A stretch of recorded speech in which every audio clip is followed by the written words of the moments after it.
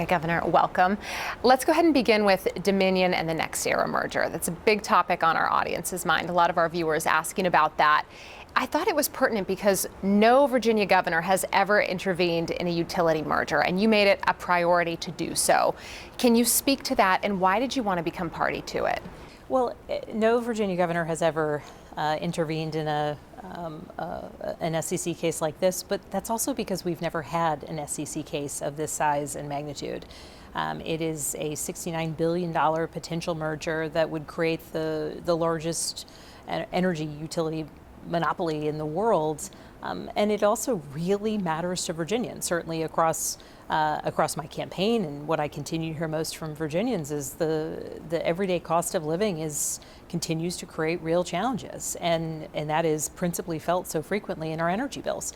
And so it's important to intervene in this case, which means making myself a party to the case, so that I can be a voice for Virginians. I can advocate for ratepayers, for Virginia workers, and also for the generation of energy right here in Virginia.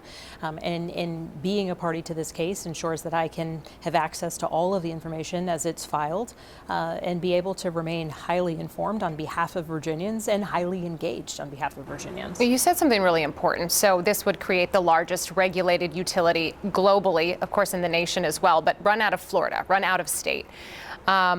What's the actual risk to Virginians? If you were sitting, just like we're doing right now, and you said top of mind, my number one concern, what would it be? I mean, my number one concern is the basic premise that we have Dominion Energy headquartered in Virginia, delivering energy to millions of Virginians, with thousands of Virginians working for this company. It is a Virginia company. And we continue to have challenges with rising energy costs, as people do across the country.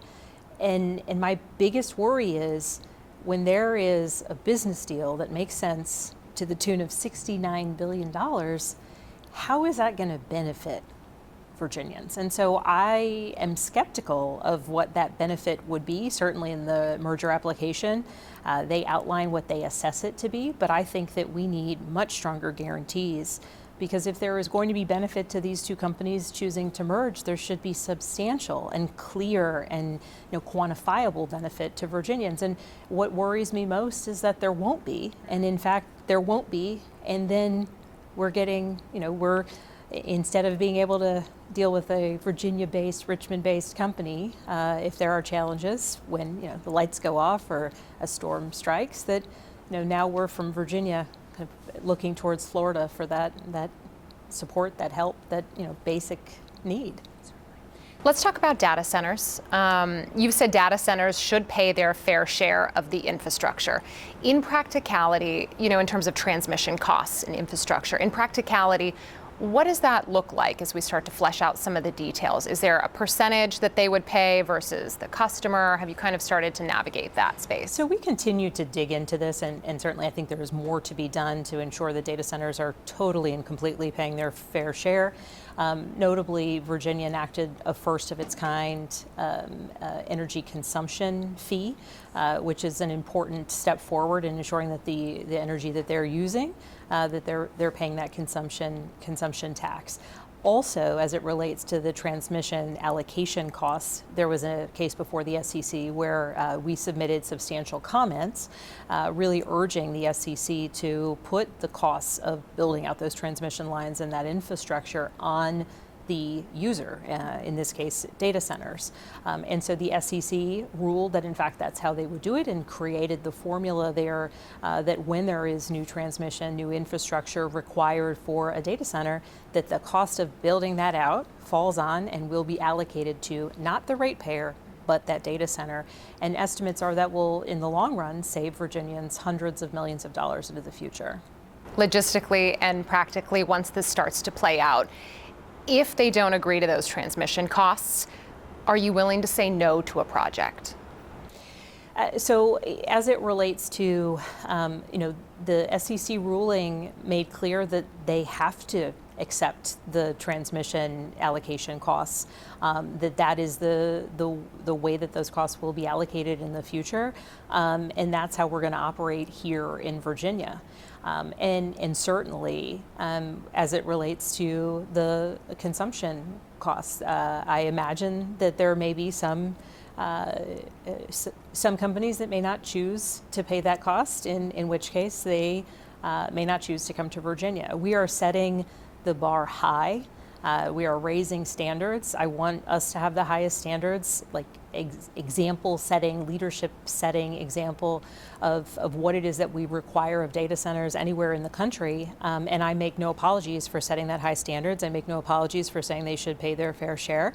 And those are important priorities to protect Virginia ratepayers, particularly at a time when other pressures, whether it's challenges in the PJM market or overall fuel and energy costs because of global disruptions, continue to put real pressure on energy prices and raise costs when you get your bill each month. I'm curious, we've heard a lot of communities really pushing back against some of the data centers, especially being put in their own neighborhoods. And are you concerned that some of these data centers are just going to say, you know what, this is too much bother, we're going to take our business elsewhere? And how do you kind of navigate the space between, being business friendly and innovative, but also protecting your constituents? I think protecting constituents comes first, making clear that Virginia is going to be a place where, no matter the industry, we have high standards of what and how you operate within the Commonwealth of Virginia. And I think being clear in those high standards, whether it's the energy consumption tax, whether it's the provisions we put in place just this past legislative session related to diesel generation backup, the rules that we're pushing out from my administration related to noise generation. I think what's important for anyone looking to invest in Virginia is clarity and rules of the road. We will have very high standards and very clear rules of the road. But I think that it is most important that we enable localities to set the highest standard possible and that they have clear understanding of what it is that they might be choosing to bring into their community or not. I wanted to follow up with that because, to the Virginian who says, look, the state has too much power over these decisions that fundamentally affect their communities. When it comes to data centers, what kind of power are you thinking of allocating to localities? So are we talking veto power, more input? What specific authority have you given and do you want to give more of? With the exception of a couple localities that have chosen to be by right localities, the vast majority of Virginia localities, they have the clear say on development projects and zoning projects, zoning related discussions and decisions that come before their board or their councils. And certainly from the statewide perspective, those decisions should be left with the local communities to determine what is best for them and what they support and what they do not support. Where they deserve to have state resources and state support is in terms of standard setting and ensuring that a locality knows what to ask for in terms of the types of technology, that those standards can be set at the highest levels at the state level so that they're competing on very even ground. And frankly, so that, as they're making decisions for their community members, the state is a partner in ensuring that they have all of the information that they need in order to make a wise decision, whether it's, in support of or in opposition to any type of investment coming to their community. In regard to immigration, we've heard DHS say Virginia has become what they call a hotbed of illegal alien crime under your leadership. They recently asked you not to release a man charged with fatally stabbing a woman in Fairfax County. When it comes to something specific like that, a murder case, is there any reason Virginia would not cooperate with ICE? Let me be very clear. If someone is suspected of murder or any crime, that they should be prosecuted to the fullest extent of the law. They should be treated as we would treat any suspected perpetrator of a crime, particularly a violent crime. And that prosecution, again, depending upon the circumstance, would happen at the state and local level. Importantly, if ICE wants to get a detainer and wants to take custody of someone, that is also their prerogative. And what we unfortunately have seen so frequently is when there have been cases of someone who has been arrested because local law enforcement did their job, We later learned that there have been detainers open for months and months where ICE took no action. In fact, they had the authority because someone didn't have legal status. They had a detainer. ICE took no action. Ultimately, that person, in certain circumstances, when they've committed a crime, local law enforcement does their job. And it's been a tragedy at times to learn that part of the reason that was possible is because ICE didn't do theirs. I wanted to ask, ICE recently just announced over 1,300 arrests across Virginia and Maryland in the span of roughly 2 weeks. DHS says these were criminal offenders, but by their own numbers, only about 400 of those roughly 1,300 had any criminal conviction or charge. Should someone who has no criminal conviction be considered a priority for deportation? I would argue that ICE should be focusing the vast majority of its time on pursuing those who are a risk to our communities. And by their own numbers, as you note, only a fraction, a portion of those individuals are suspected of or have been charged with a crime. What we've seen is there's an arbitrary number and metric that ICE is endeavoring to meet as they are pursuing aggressive tactics on our streets here in Virginia or anywhere they've been operating across the country in a way that doesn't help establish trust, in a way that in fact degrades trust in law enforcement across the board, and in fact in a way that does not make any meaningful steps forward in making our communities safer. I am a former federal agent. I prioritize public safety as a priority as a legislator and certainly now as governor. And there should be coordination on criminal cases across law enforcement agencies. Certainly I did just that when I was a federal agent. But unfortunately what we're seeing is aggressive tactics by a hastily hired force of agents, unfortunately not undergoing the traditionally much lengthier amount of training, and their actions are sowing fear and degrading a lot of trust that exists in law enforcement, and ultimately I would say to what end? I wanted to ask you about redistricting. A Maryland judge just blocked Democrats' redistricting ballot measure just a few hours ago. It just happened. Although that ruling is being appealed, Virginia went through its own very contentious redistricting battle, of course, front and center for that. What does this latest ruling tell you about where the national battle over redistricting is not only headed, but what does it mean for Virginia? Well, I would note that that was breaking news to me, so thank you for that.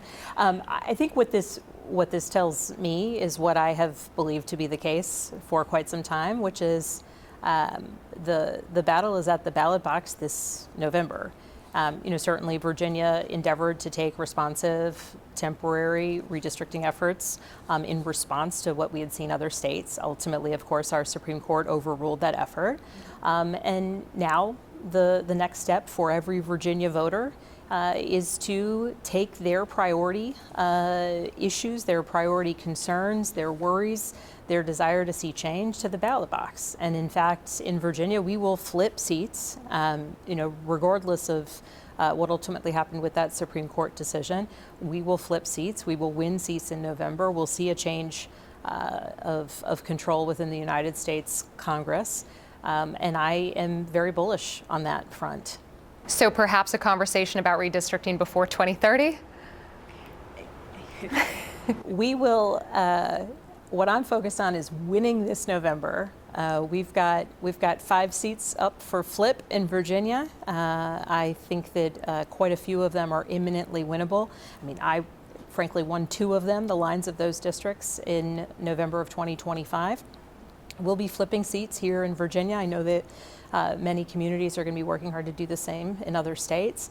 Ultimately, we will see a change in the control of Congress, and then it is on leadership within Congress to govern, to stand up to a reckless Trump administration, to demonstrate levels of accountability. And then I'll be excited to head towards 2028 when we're ideally, from my perspective, continuing to elect strong people focused on accountability, moving our country forward to the United States House, to the United States Congress, and absolutely electing a new Democratic president. Okay, quickly, last question, very important. Measles. Virginia is seeing a historic surge in measles cases, 178 cases recorded in 2026 so far, the vast majority of the cases in central Virginia. What is your administration doing to help with these outbreaks and help make sure that more don't happen? Yeah, and while we've been very lucky in Virginia that we've seen no loss of life with the measles outbreak, certainly we know that Pennsylvania has unfortunately seen a couple deaths from measles. The outbreak is very serious, and it has been very serious. And what our administration has been doing is putting out a lot of public health resources, information related to vaccinations, explanations of why the vaccinations truly matter, and how they do have an impact on lowering rates of infection, and frankly, how vaccination is really valuable to community members who themselves cannot be vaccinated, principally very, very young children, babies, and others with pretty significant health concerns. Buckingham County, that's a place where you're going to target some of that vaccine information? And we have been for quite some time.